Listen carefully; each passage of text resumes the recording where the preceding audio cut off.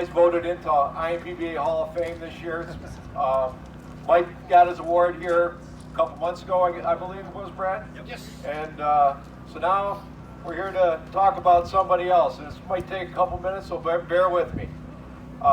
Stu HOF, IMPBA member in racing since 1977. There's certain criteria to get in the Hall of Fame, and I'm going to roll through this pretty quick. Significant contributions to the advancement of model boating or competition. Stu can be known as Mr. Dedication when it comes to developing and racing outrigger hydros.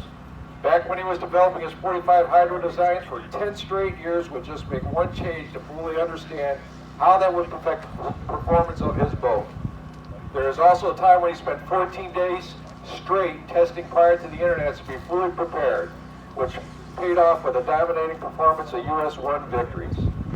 These are just a couple of examples of dedication that Stu has shown over the years to try to be the best there is when it comes to developing and racing his hydros.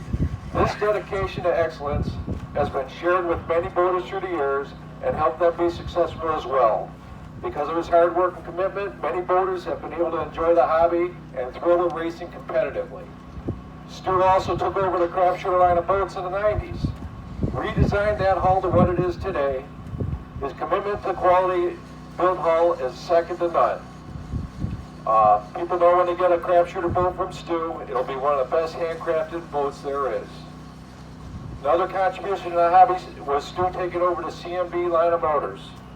Back in the day when he did it, there was very few manufacturers making anything bigger than a 21. When it happened, if Stu doesn't take over that line of motors, it could have been the end of large engine racing for us nitro boaters. Second qualification, significant contributions to IMPBA as an organization. Stu has been part of the IMPBA Model Boat Club since 1977 along with other great Hall of Fame members. As some of these greats have passed on and moved out of the Indy area, Stu has been the constant and has continued to hold this club of prominent members together as club president for many years. During his time with the club in the 90s, Stu was contest director for the Indy Hydro Masters that for a while turned into one of the biggest races for nitro hydros with people coming from all over the country to compete in. The qualifying format was unique and attracted the top competitors from everywhere. Race was written up in RC boating magazines as a premier race put on by IMPBA.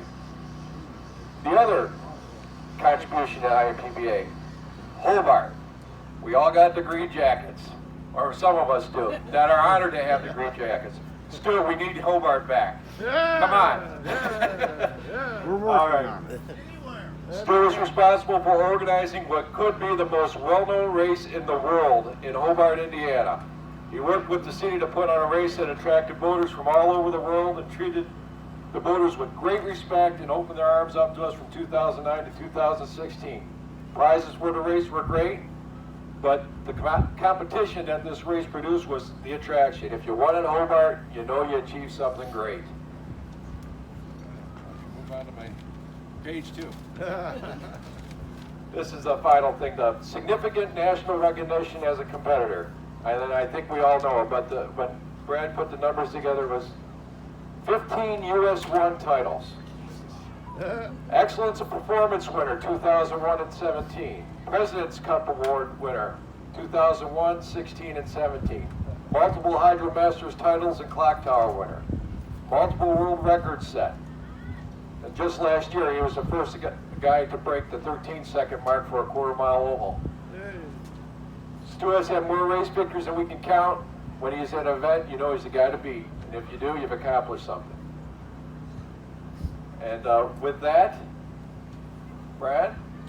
We would like to induct to our 2020 class, Mr. Stu HOF. Put them together, everybody. Hey,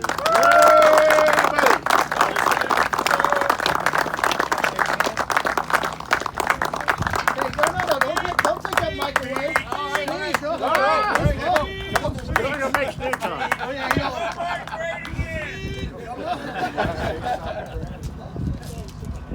All right, we're going to pass the mic to Stu.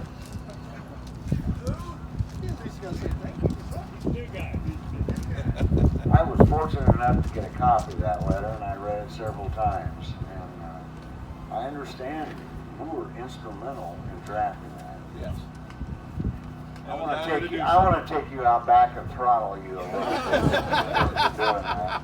I mean, between the two of you guys, you know me better than I know myself. So, but that was a very nice job. And if people want to read that thing, I've got a copy of it up there. I was just severely impressed by it. But I want to thank you, Brad and Mike, for the work on this. It came to me at a time that I really needed to hear some good news. So thank you very much. It was very timely.